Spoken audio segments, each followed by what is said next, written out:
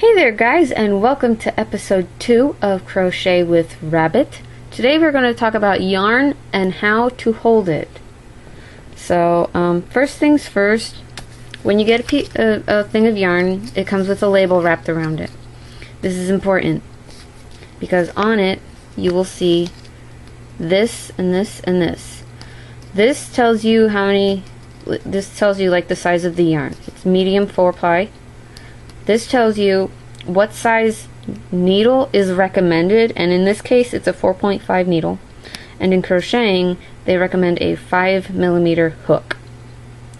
So that's really important if you want to, especially because most labels come with patterns inside of them. Like this one comes with 2 patterns on how to do 2 different dishcloths. It's Peaches and Cream yarn. It's nothing super special. It's 100% cotton, which is great for me because I am actually allergic to acrylic in my hand only, which is weird. But I get like a small rash like on my arm, but that's about it. So it is 100% cotton. It's mainly used for, you know, stuff you'd put in your kitchen or bathroom because it's cotton. It's really durable and you can wash it like 10,000 times and it'll still be fine. So, but this is yarn. This is a small skein of yarn. And today I'm going to teach you how to hold your yarn. So, there are many ways you can hold yarn. Like, I swear, there's like 1,000 different ways you can hold it, as long as you keep the tension the same. Tension is really important, because if your yarn is tight when you do one stitch and it's loose when you do another stitch, your work is going to come out really shitty. I'm not going to lie, it's going to come out really crappy. And basically how a lot of people hold their yarn is they'll like wrap it around like several fingers and whatever, and they'll like tighten and loosen their hands to keep the tension. But I can't do that. I can't keep my hand like this. I just can't. It's not physically possible for me to do it, and I'm not going to force myself to. But how I hold my yarn is very simple. Say this end is your project. It's there. Basically what I do is I grab my yarn like this, and I wrap it twice around my finger, and I basically hold my project with my middle finger and my thumb. Say this is my project. I'll hold it there because I'm holding my hook with this hand. And that's just it.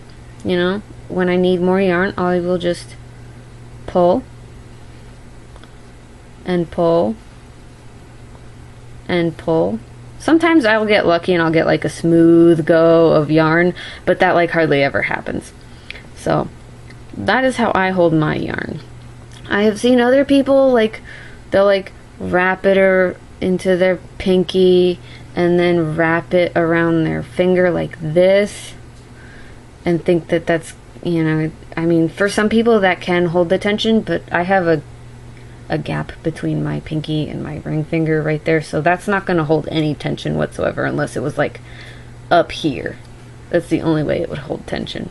But like I said, I can't force my fingers to stay straight like that. I just can't. So, yeah, I can do this. I can do this. I cannot do this for long periods of time at all. I probably can't even do it for like 5 minutes. My hand would like seize up if I tried to do that. So, I accidentally kicked the camera. Can't do that. But that is how you would hold yarn. Well, that's how I hold yarn. Anyway, so you guys can figure out your own way of holding yarn. There are several different ways to do it. Go look them up. Just, you know, find whatever is comfortable for you.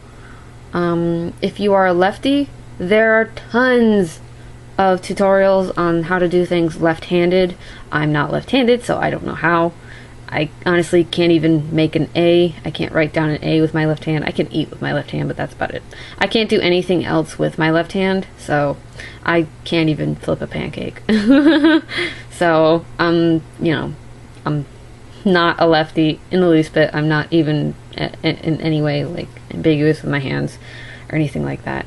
So, but that is how I hold my yarn. Just 1, 2, and it's good, you know, this would be the yarn that I would work with.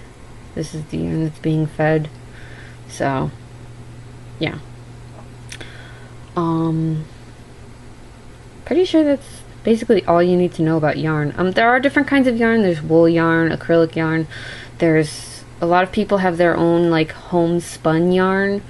That stuff can be expensive though. So acrylic is like the cheapest yarn you can go, aside from peaches and cream. But that's just because this yarn is so common with people that are learning, because they have a tendency to make a lot of, well, squares, which would be dishcloths, when they are starting to learn, because it's a small, easy, quick pattern. They're very easy to learn. It's the best project for when you are learning as well. So I might actually pull out one of the patterns that are in here and teach you guys how to do that, because it's such a easy to do. It's the most basic thing you can do is a dishcloth. So, but that is it for episode 2 on how to hold on, information about yarn and how to hold it. Please come back for episode 3. We will be learning how to do the slip knot or the slip loop, and we'll also learn how to chain, which is very, very important.